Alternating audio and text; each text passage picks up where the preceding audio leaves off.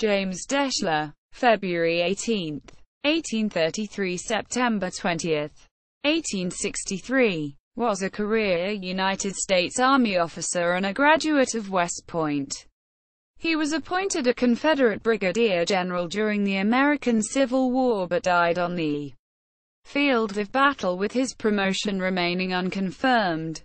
Early life and career. James Deshler was born in February 18, 1833 in Tuscumbia, Alabama, to David Deshler (1798–1872) and Eleanor Taylor (1808–1854).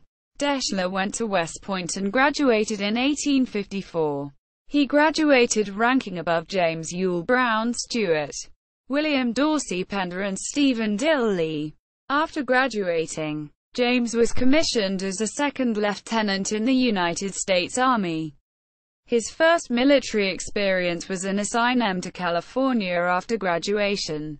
He was then transferred and promoted to first lieutenant United States Army in 1858 and joined a regiment to fight in the Utah War Expedition. After the expedition, Deshler was assigned to Fort Wise, where he remained until 1861. In 1861, Deshler resigned his post and joined the Confederate States Army Civil War service. After his resignation from the Army, Deshler enlisted as a captain in the artillery. In September 1861, he was an assistant to Brigadier General Henry R. Jackson during the Battle of Cheat Mountain. Deshler was wounded at the Battle of Allegheny Mountain when he was shot through the thighs. After his recovery from his wounds, he was promoted to colonel and assigned to the staff of Maj. Gen. Theophilus H. Holmes. In 1862 he was given his first command, which consisted of 4 regiments of Texas Infantry and Cavalry: the 10th Texas Infantry Regiment, 15th, 17th, and 18th Texas Dismounted Cavalry Regiments. On January 11, 1863, Deshler was captured when the Confederates surrendered at the Battle of Fort Hindman. After being exchanged, he was promoted to brigadier general on July 28, 1863. Death and burial. On the second day of the Battle of Chickamauga on September 20, 1863, while inspecting his brigade before an attack, Deshler was killed instantly by a Union artillery shell when it exploded in front of him, tearing his heart from his body. Command of his brigade was taken over by the future Senator Roger Mills, and the Confederacy won the battle. After the fighting ended, a family friend buried Deshler's body on the battlefield. Later, the friend brought Deshler's father to the gravesite.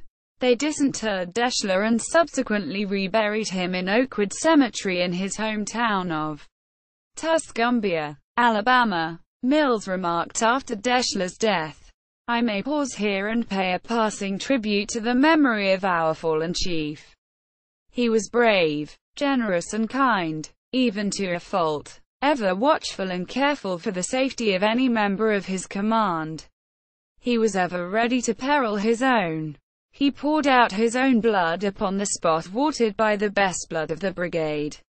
Amongst the host of brave hearts that were offered the altar of sacrifice for their country on that beautiful Sabbath, there perished not one, noble, braver, or better than his. He lived beloved, and felt lamented and mourned by every officer and man of his command."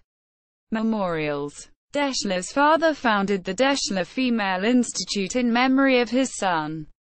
To further honor General Deshler, Tuscumbia's Deshler High School was named for him. See also: List of American Civil War generals. Acting Confederate. Notes. Iker, John H. and David J. Iker. Civil War High Commands. Stanford University Press.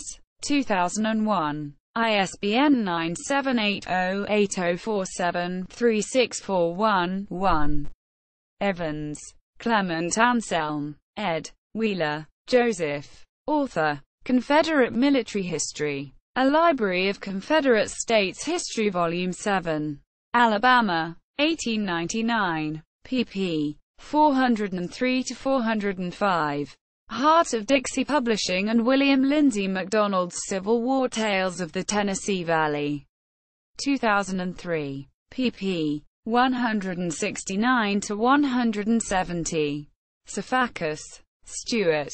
Who Was Who in the Civil War? New York. Facts on File. 1988. ISBN 978-0816010554. 71-08239. Smith, Derek. The Gallant Dead. Union and Confederate Generals Killed in the Civil War.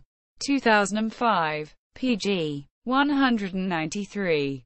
United States War Department. Robert Nicholson Scott. George Breckinridge Davis. Leslie J. Perry. United States War Records Office. Joseph William Kirkley. United States Record and Pension Office. And John Sheldon Mood as The War of the Rebellion. A compilation of the official records of the Union and Confederate armies. 1890. pg. 188. Warner, Ezra J. Generals in Gray. Lives of the Confederate Commanders. Baton Rouge, Louisiana State University Press. 1959. ISBN 978-08071-5229-4. James Deshler at Find a Grave.